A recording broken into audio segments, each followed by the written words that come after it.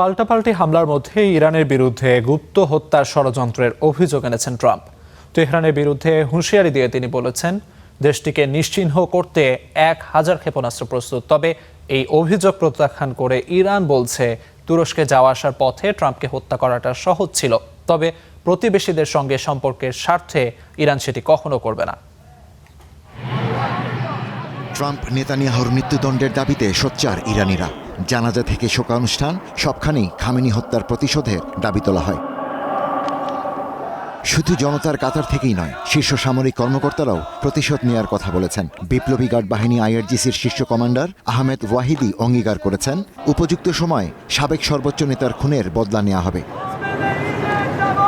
এরই মধ্যে দাবি করা হয়েছে, ট্রাম্পকে সত্যি সত্যি খুন করতে চায় ইরান। গুপ্ত হত্যার পরিকল্পনা বাস্তবায়নে চলছে গোপন মিশনও। অন্তত ইসরায়েলি গোয়েন্দা রিপোর্টে তাই দাবি করা হচ্ছে।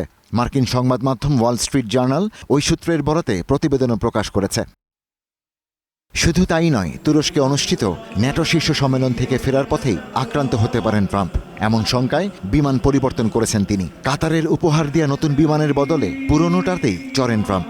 ধারণা করা হচ্ছে, হামলার ভয় থেকেই শেষ মুহূর্তে এই সিদ্ধান্ত নেওয়া হয়েছিল। যদিও ট্রাম্পকে টার্গেট করার খবর নাকচ করেছে তেহরান। দাবি করা হয়, তুরস্কে যাওয়া আসার পথে ট্রাম্পকে হত্যা করা খুবই সহজ ছিল, কিন্তু প্রতিবেশীদের সাথে সম্পর্ক খারাপ হোক এমন কিছু ইরান করে না বলে উল্লেখ করেছেন এক গুরুত্বপূর্ণ সামরিক কর্মকর্তা।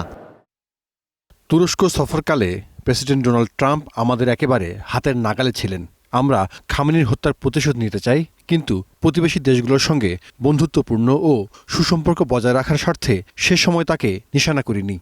সংবাদ মাধ্যমে এসব আলোচনা ও ইরানে দাবির পর চুপ করে থাকেননি খোদ মার্কিন প্রেসিডেন্ট। নিজের সামাজিক যোগাযোগ মাধ্যমে ইরানকে একবারে নিশ্চিহ্ন করে দেওয়ার নজিরবিহীন এক হুমকি দিয়েছেন ডোনাল্ড ট্রাম্প।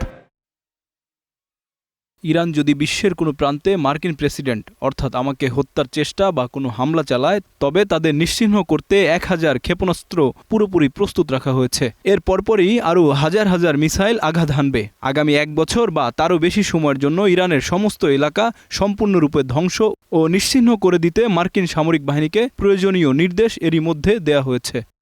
ইরান ট্রাম্পকে হত্যার চেষ্টা করুক বা না করুক, প্রেসিডেন্ট ট্রাম্পের নিরাপত্তা বাড়িয়েছে যুক্তরাষ্ট্র প্রশাসন। এমনকি হোয়াইট হাউসের প্রবেশপথে নিরাপত্তা ব্যবস্থা আধুনিকীকরণের কাজ শুরু হয়েছে। Ishtiaq Hossain, star news.